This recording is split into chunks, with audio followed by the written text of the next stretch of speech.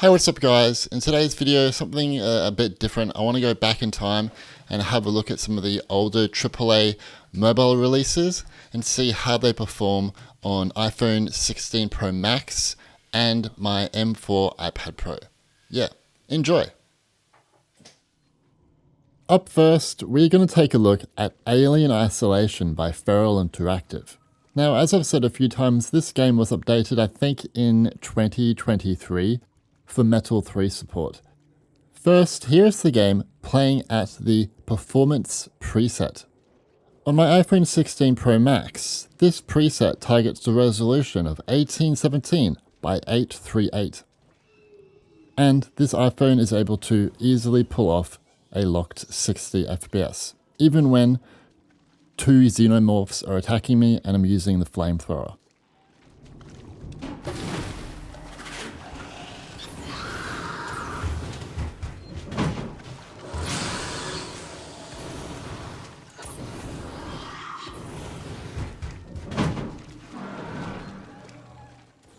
While the iPhone 16 Pro Max performance for this game at Performance preset is very impressive, I think it's worth noting that this game isn't very demanding these days. I mean, I can run this game at 60 frames on my iPhone 12 Pro with some frame pacing issues at times, which I think is incredibly impressive. So it's no surprise it runs great here. On my iPad Pro, it is targeting a resolution of 1936 by 1334. Obviously, the M4 chip is very powerful, so the game has no issues hitting a locked 60 FPS in this scene. Both devices look to be using under 2 GB of RAM at these settings too, which I think is pretty impressive.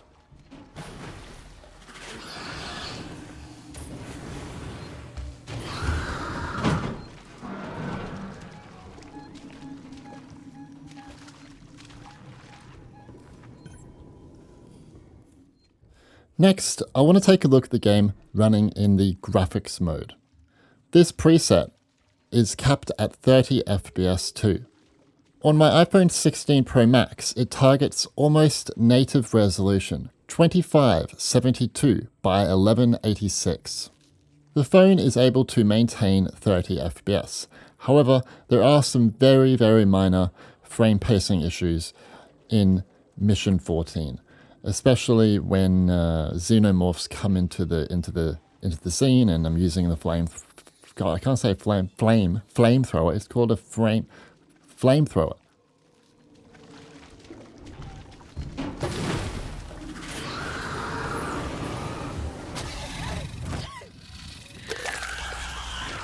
On my iPad Pro, it's another story.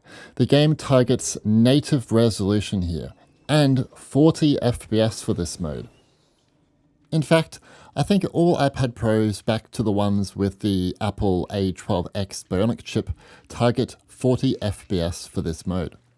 On my M1 iPad Pro, this preset has no issues. Anyway, the difference between playing the game at 30 frames and 40 frames, in my opinion, is significant. And in many ways, I actually prefer playing Alien Isolation on my M4 iPad Pro at graphics mode because of the 40 frames target. The game looks gorgeous and it just plays really well. It has pretty much no issues in this mode. Great frame pacing as well. I also think it's really cool that the game is still using under 2 GB of RAM on these devices, which isn't really an issue because both of these devices have 8 GB and 16 GB of RAM. I'm also playing this game on my iPad Pro with a mouse and a keyboard because this game has mouse and keyboard support on iPad and it plays really well. Feral add mouse and keyboard support to most of their ports nowadays. This was one of Feral's first games as well to support controller rumble. Up next, we have Divinity Original Sin 2.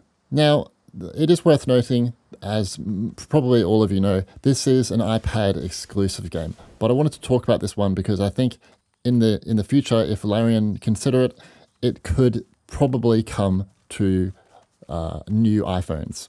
So on my M4 iPad Pro, this game targets a resolution of 1920 by 1324.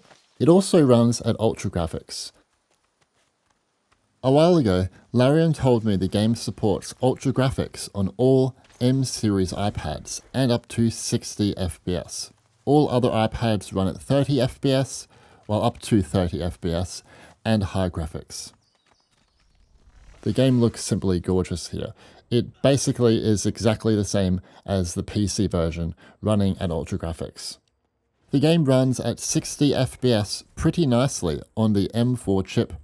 It's pretty much a locked 60 FPS, but with some minor frame pacing issues during challenging combat encounters. I stress tested the GPU on my M4 iPad Pro in this scene. This is actually one of the most expensive scenes in the game. Larian told me ages ago. You basically explode, I don't know what these things are, but you explode these things and then all of these on-screen explosions happen here. And on this iPad, it only goes down to maybe 45 FPS. But I think it's really cool that it's pulling this off and using 2 gig of RAM. Anyway, the game is also now supported on an iPad mini, which has an A17 Pro chip. And as we all know, the iPhone 15 Pro has that chip. The game doesn't run, it doesn't run amazing on this device. It gets basically 30 to 40 frames. But I think in the future, if Larian consider bringing this game to iPhone, it may be possible if they, lower the resolution, lower the graphics quality, cap the game at 30 frames. I mean, Mac Pro Tips played this game for me on his iPad Air 4th gen, which has a freaking A14 Bionic chip. And, again, it doesn't play amazing here, but the fact that it is working on this device is incredible. And it goes to show that I really do think in the future it could be playable on iPhone.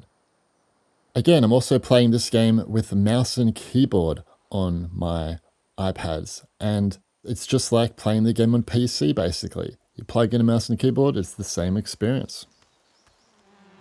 Our next game is Grid Autosport. So as we all know, Feral have brought Grid Legends to mobile, and I've taken a look at that game. But I want to go back in time and look at Grid Autosport. First, on my iPhone 16 Pro Max, this is Performance preset, which runs the game at 1731 by 800, and the game also runs at 60 FPS. And obviously the game has no issues, it hits a locked 60. In fact, the settings that it's running at here look to be the same as my iPhone 12 Pro. The game is also running at the same resolution. So it's obviously no surprise the game is running super well here. On my 11-inch iPad Pro, this preset targets a resolution of 2062 by 1440, and it gets a locked 60 FPS on this track. I think if Feral considered adding native resolution support on this device, I think it would be possible, especially if you look at the GPU section, it's getting under 10 ms, which means it probably could play at high video settings in this preset, which is really cool. Now, if you have an iPad Pro back to the Apple A12X Bionic chip, they have support for the Performance Plus optimization preset. This preset targets 120 FPS, but it lowers the resolution to 1546 by 1080. But what you're getting here on this iPad Pro is a locked 120 FPS in this scene. And if you look under the GPU section, in the HUD, it's getting well under 10, which means the device is able to easily pull off 120 FPS. I have an M1 iPad Pro, and it's also able to pull off 120 FPS. Next, here is the game running at graphics mode on my iPhone 16 Pro Max. Graphics mode on this device targets native resolution and much higher video settings.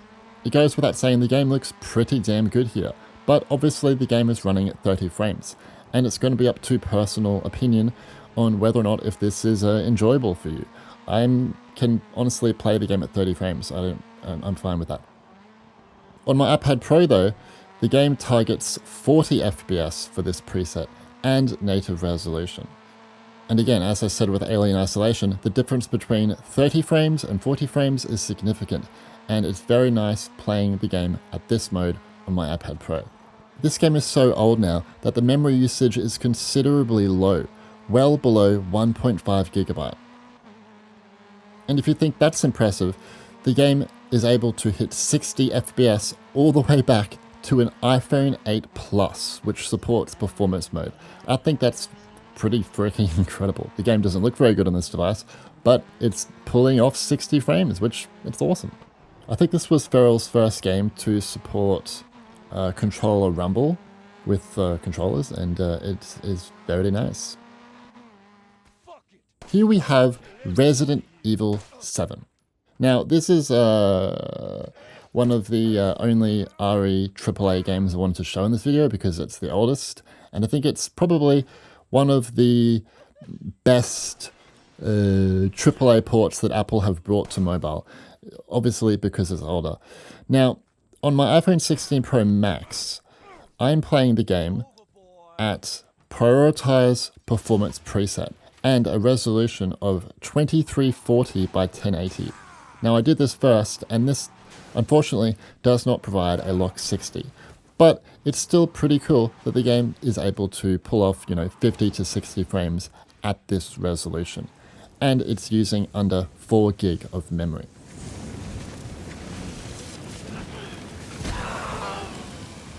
In order to get a locked 60 FPS on this phone, I had to play the game at 1950 by 900.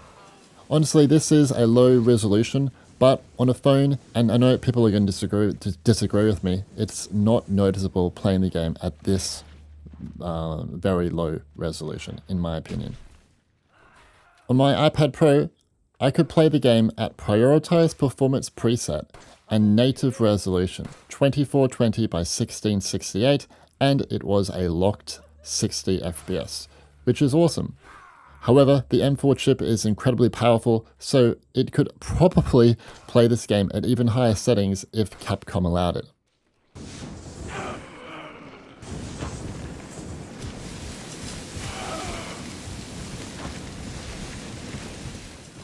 On my iPhone 16 Pro, if I wanted to play at native resolution, this was actually possible at Prioritize Graphics Preset.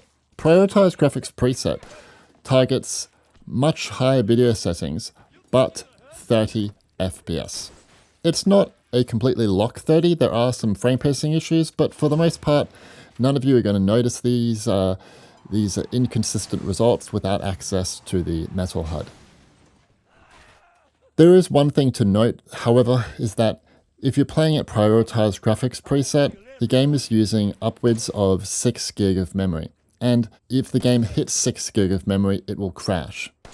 Thankfully, it never did on my iPhone 16 Pro Max, but for example, if I booted up the game on my iPad mini with a 17 Pro and played the game at Prioritize Graphics, the game would consistently crash because it would hit the 6 gigabyte limit.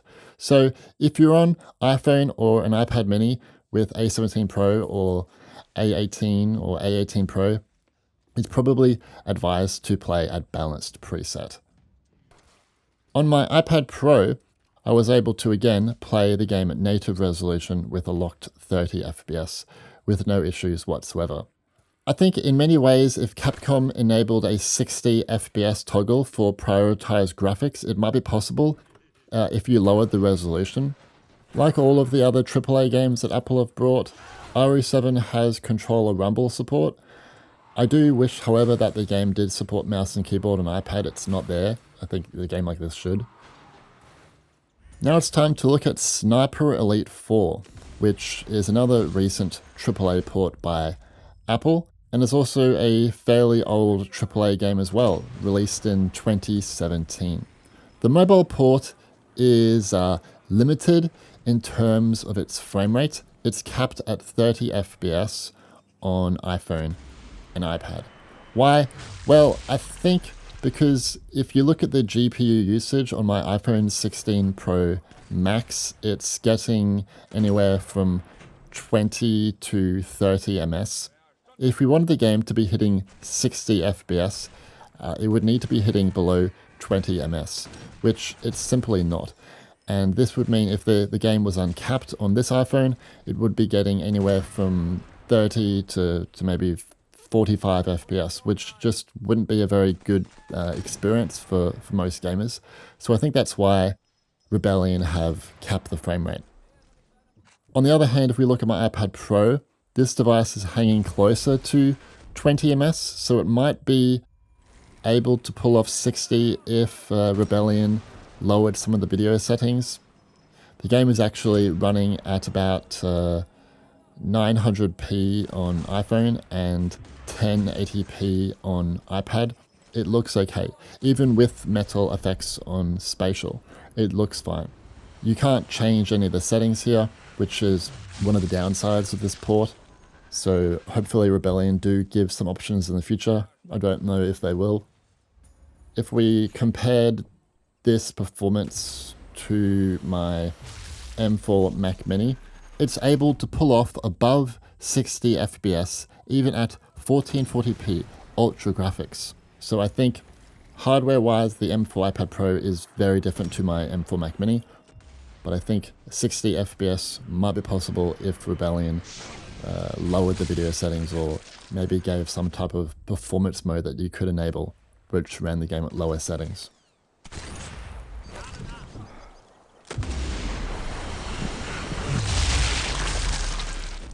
Now it's time to look at Hitman Blood Money Reprisal. This one was released all the way back in 2006, and Feral Interactive ported it to mobile in 2023. Unlike many of Feral's ports, this one has more customization with its video settings. You can enable up to 120 FPS and high graphics. So on my iPhone 16 Pro Max with its 120Hz display, the game can go up to 120 FPS. It won't be locked to that. Sometimes it can go down to 90 frames when there are lots of people around. On my M4 iPad Pro at high graphics, it gets a locked 120 FPS with no issues. Feral Interactive have also added a mouse and keyboard support to Hitman on iPad, and it works really well. Hitman also has controller rumble support. It's not used very often, but it's still cool that Feral have added this support here. If we go back to, my iPhone 12 Pro, it gets a locked 60 FPS and high graphics as well. This is simply not a demanding game, so it runs well on very old hardware. Even my iPhone 8 Plus, the game runs okay. Journey. I haven't talked about this game in so long. It's such a beautiful experience. Anyway, Journey has some hidden video settings. If you go into system settings on your phone, you can adjust things like the refresh rate up to 120 and the resolution up to very high. Now, while you can enable a refresh rate of 120, this actually only works on iPad Pros with a 120Hz display. It unfortunately doesn't work on iPhone. This is a very old game now. It was released way back on the PS3 in 2012, so it obviously runs very well here. I mean, the game is also pretty playable all the way back to an iPhone 8 Plus, which is pretty good. It goes to show you that even an Apple A11 Bionic chip is still, capable for playing these older, high-end console games. And obviously on my M4 iPad Pro, it hits a locked 120 FPS consistently.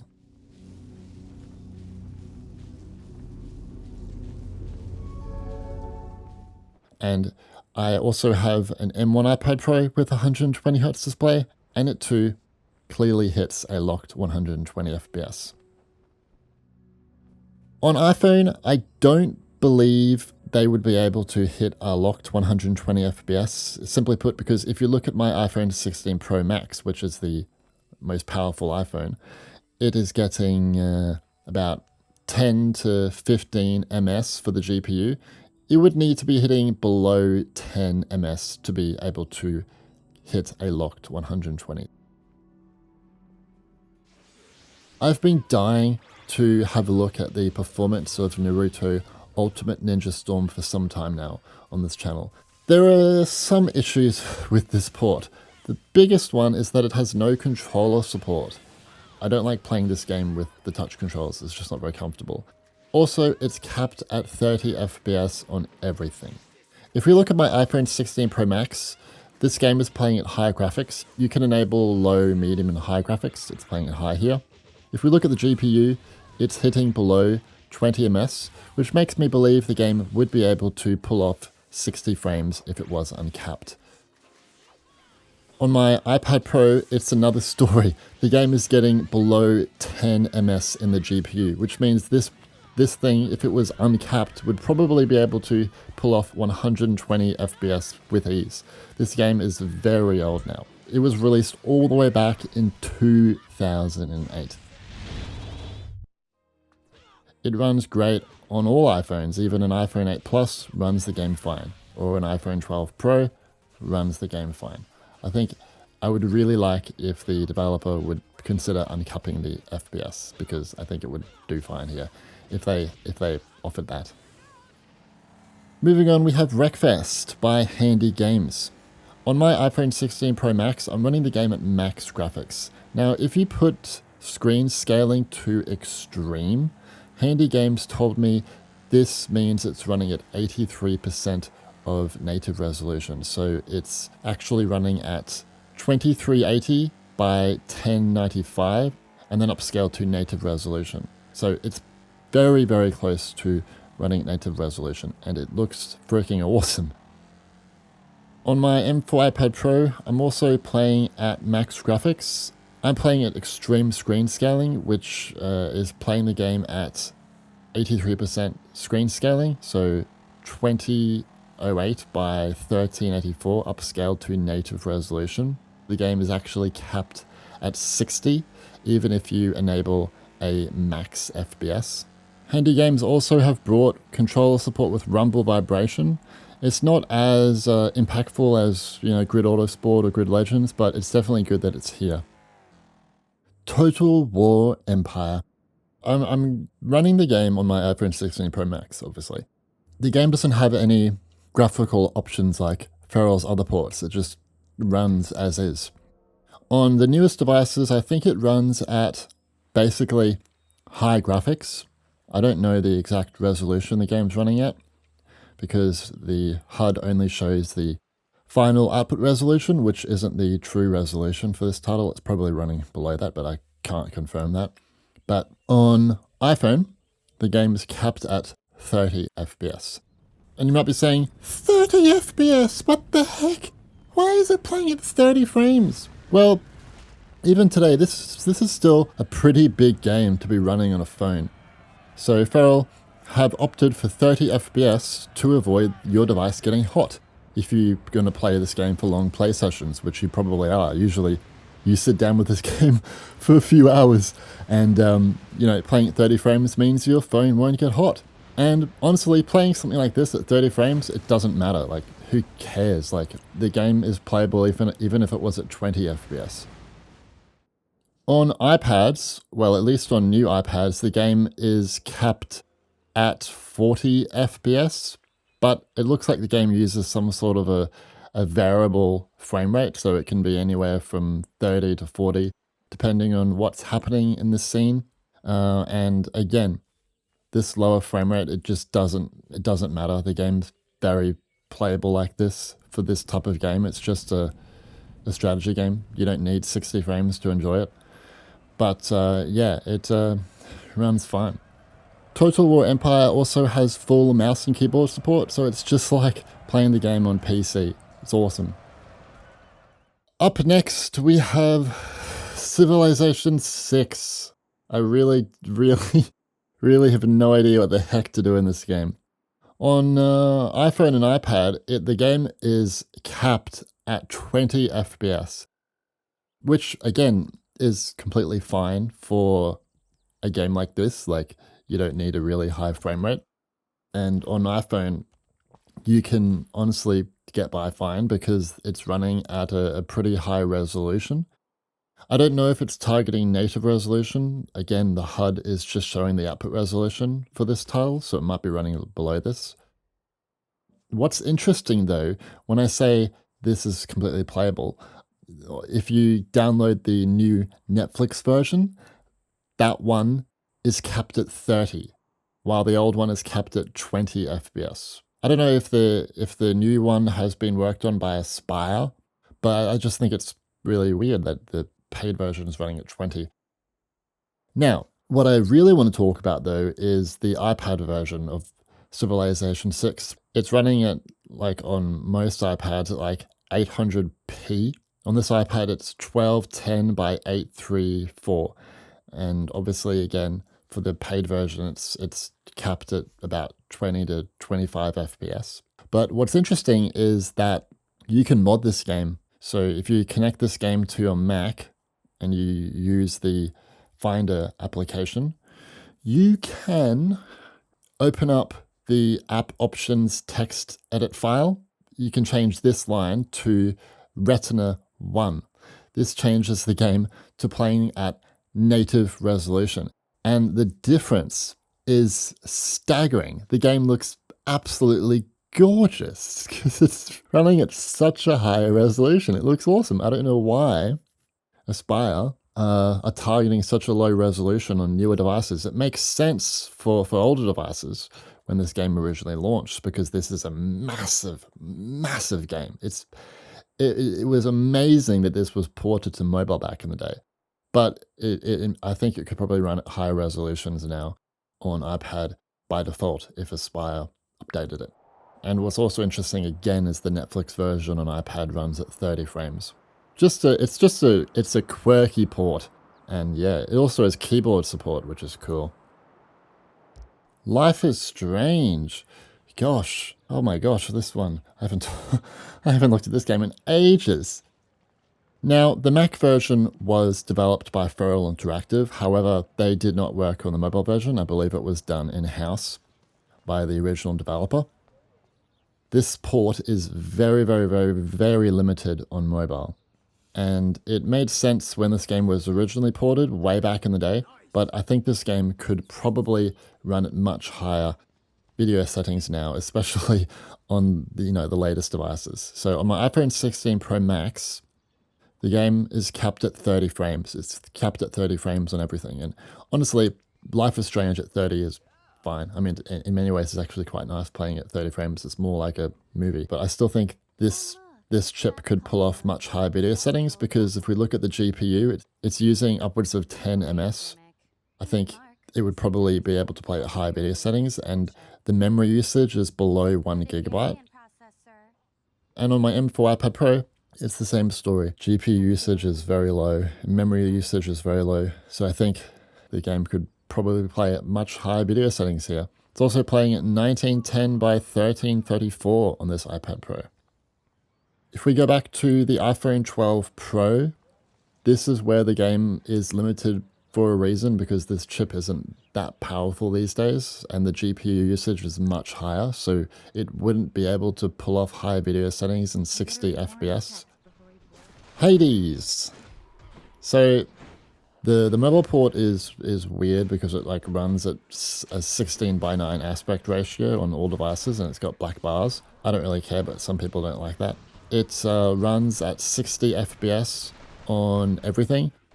And even an iPhone 8 Plus can play this game at a locked 60 FPS, which I think is really, really, really good optimization.